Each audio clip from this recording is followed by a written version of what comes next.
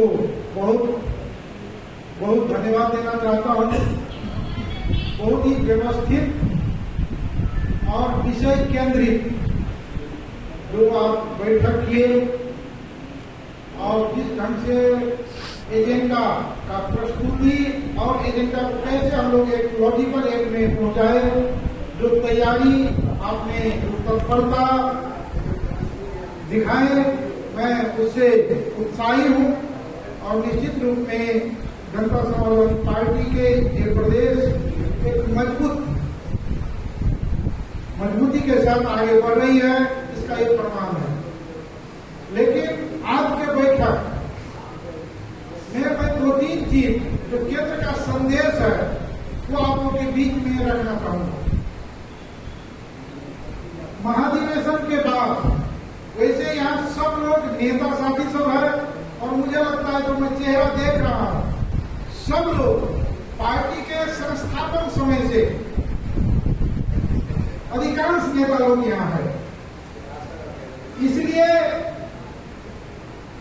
बहुत सारे बात वही रिपीट होता है बार बार, और एक तरह से माइंडसेट हो गया है कि बैठक में होगा क्या, हमको करना क्या है, इस तरह का एक माइंडसेट है और उसी माइंडसेट से हम लोग काम करना चाहते हैं। लेकिन मैं आप लोगों के बीच में बड़े जिम्मेदारी के साथ एक चीज निवेदन करना चाहता हूँ। जनता समाजवादी पार्टी ने बाद इस महाधिवेशन के बाद अपने कार्यशैली में कुछ नयापन लाया। यदि विगत के कार्यशैली से काम करेंगे तो कहीं ना कहीं छूट जाएंगे और फिर कल के दिन में एक गुनासो कि हम पीछे पड़ गए, इस तरह का स्थिति पैदा न हो। इसलिए मैं जिम्मेदारी के साथ आप लोगों के बीच में एक निवेदन करना चाहता हूँ। जनता समाजवादी पार्टी महाधिवेशन के बाद इस दरमियान में आंदोलन से लेकर सत्ता संचालन तक हम लोग एक नए होने के कारण, अनुभवहीन होने के कारण भी बहुत सारे गलतियां, बहुत सारे त्रुटियां हम लोग से हुआ। इस चीज को मनन करते हुए जनता समाजवादी पार्टी के जो पहली पदाधिकारी बैठक हुई थी उसमें हम लोग कुछ चीज तय किए। वो तय है कि पार्टी को संस्थागत बनाना है। पार्टी अभी तक हम लोग एक भावनात्मक, एक सेंटिमेंट्स के आधार पे कि मधेसी है, मधेसी मुद्दा में हम सब लोग हैं और जिस ढंग से जैसे चला वैसे चलते आया, जिसके कारण पद में, अवसर में या जिम्मेवारी में जिसको मिलना चाहिए वो पीछे रह गया, जिसको नहीं मिलना चाहिए उसको जरूरत से ज्यादा मिल गया और एक असंतुष्टि का विषय रहा।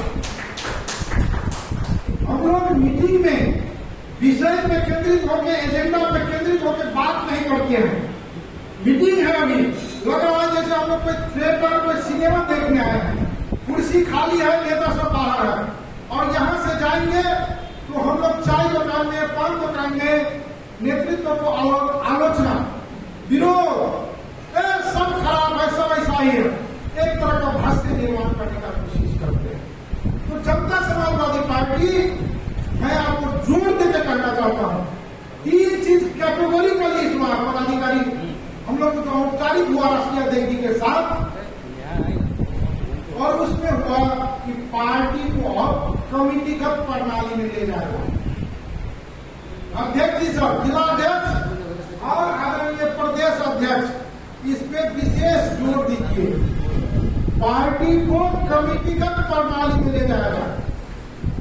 इसमें अभी तक क्या था कि गलती करे तो सब नेता, अधिकांश जो है, कुछ हुआ तो राष्ट्रीय अध्यक्ष बिगाड़ दिया, राष्ट्रीय अध्यक्ष बिगाड़ दिया, कोई अवसर लेने का बारी आया तो फिर कंपटीशन हो जाता।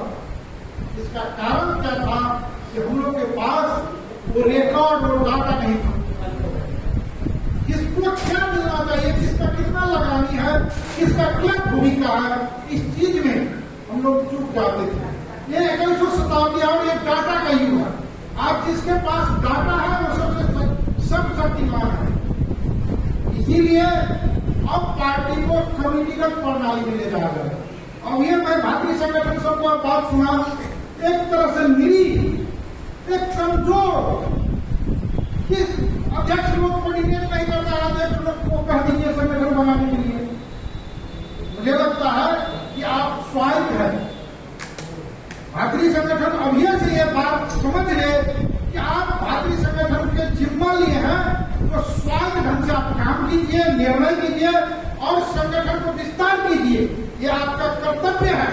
और उसके बाद आप जितना कार्य करेंगे उस बदौलत जब अवसर का बारी आएगा तो आप टेबल ठोक के कहिए कि इट्स माय राइट। आप पे कृपा नहीं, आप पे दया नहीं, आपका यह अधिकार है। इसीलिए लोकतंत्र में सबसे बड़ा चीज, सबसे बड़ा यूनिट जनता नागरिक होती है और नागरिक सार्वभौम अधिकार संपन्न होती है।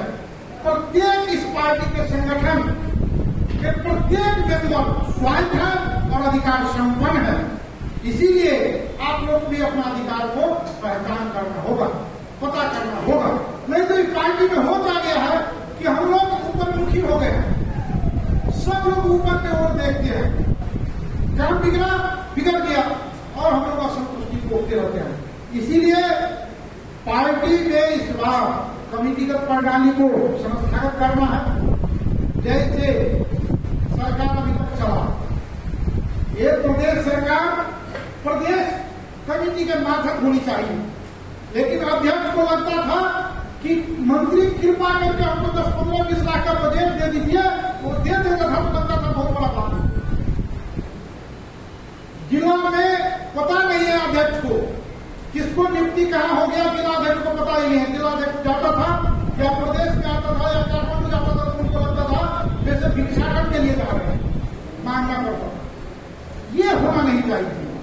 जिला से आप जिला कमेटी को स्वायत्त बनाइए। जिला के निर्णय के बिना न तो केंद्र न तो प्रदेश को काम कर सकते, लेकिन उसके लिए आप लोग को भी उसी अनुरूप काम करना होगा। जिला को स्वायत्त बनाने मजबूत बनाइए, प्रदेश को वही अधिकार है मजबूत बनाइए, भातृ संगठन से मजबूत बनाइए। ये कमिटीगत प्रणाली, जैसे आपको कोई काम करना है किसी जिला में तो जिला सिफारिश करेगी प्रदेश को, प्रदेश सिफारिश करेगी केंद्र को, नगर पालिका सिफारिश करे जिला को। इस तरह हम लोग नहीं जाएंगे, इसी तरह हम लोग झेलते रहेंगे और अध्यक्ष या नेता के कृपा पे हम लोग को जीना होगा। हम लोग इसीलिए लड़े थे, हम लोग मुक्ति के लड़ाई लड़े हैं। हम लोग अपने को मुक्ति नहीं दूसरे को भी मुक्त कराएंगे ये सोच के साथ लड़े हैं। जब अपने को मुक्त नहीं हो पाइएगा, मुक्ति नहीं पाइएगा तो दूसरे को क्या मुक्ति दिलाइए। इसलिए प्रत्येक इस पार्टी के जो साधारण सदस्य है वो भी सार्वभौम है और अपने अपने अधिकार को पहचान करना होगा। दूसरा है इंटरनल डेमोक्रेसी।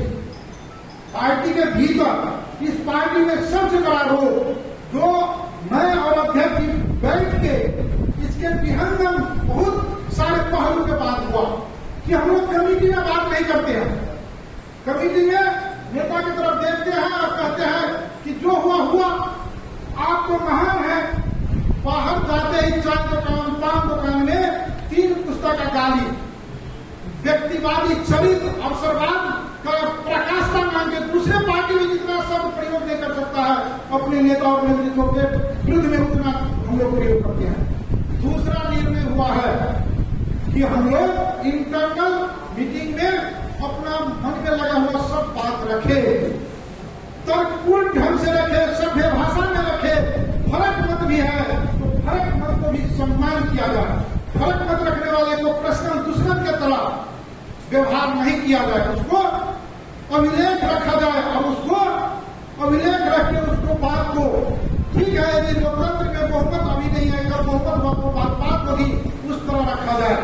लेकिन बाहर फेसबुक में, यहां देखिए फेसबुक में लिख देता है, कोई असंतुष्ट हुआ शाम को उसको क्या झोंक चला फेसबुक में लिख देता है। कहता है पार्टी के नेता है, केंद्रीय नेता है, प्रदेश के नेता है, एक दिमाग स्वीकार्य नहीं होगा। पार्टी के कमेटी के भीतर जितना आलोचना करना है तर्कपूर्ण, तथ्यपरक, सभ्य भाषा में अपना बात रखिए। फर्क मत, यदि आप बहुमत से पास नहीं हुआ तो फर्क मत रखिए, लेकिन बाहर इस तरह का हरकत पार्टी को स्वीकार्य नहीं है। यदि ऐसा पकड़ा गया, पान दुकान, चाय दुकान, सार्वजनिक जगह, पार्टी के नेतृत्व और पार्टी के खिलाफ कोई बात हुआ, प्रमाण सहित पेश हुआ, तो तब तक कमेटी में उसको कार्रवाई उठाया जाता है। तीसरा विषय जो सबसे महत्वपूर्ण विषय है, इस बार पनिशमेंट एंड रिवार्ड का व्यवस्था होगा। अब अध्यक्ष जी को चुनाव के समय देखता हूं कि जैसे मेला लग जाता है, पूरे देश के लोग उठ के पार्टी ऑफिस में खड़ जाते हैं। मंत्री बनने का पालो आया तो वैसा ही होता है, यहाँ कोई नियुक्ति का बात आया तो वैसा ही होता है। ये अब नहीं चलेगी। पनिशमेंट एंड रिवार्ड का व्यवस्था होगा और वो आपके कार्य दक्षता, कार्य कुशलता और आपके लगाने के अनुरूप होगा। इसके लिए मैं जिला अध्यक्ष से और प्रदेश अध्यक्ष से निवेदन करूंगा कि इसका रिकॉर्ड रखा जाए। जैसे हम लोग को केंद्र में अभियंता को एक डायरी दिया गया है कि 4 महीने, जैसे मैं यहाँ हूं, आज शाम को अपने डायरी में लिखूंगा कि मैं सिराहा से चल के जनकपुर के मीटिंग में आया, इतने घंटे बैठा, ये एजेंडा पे बातचीत हुई।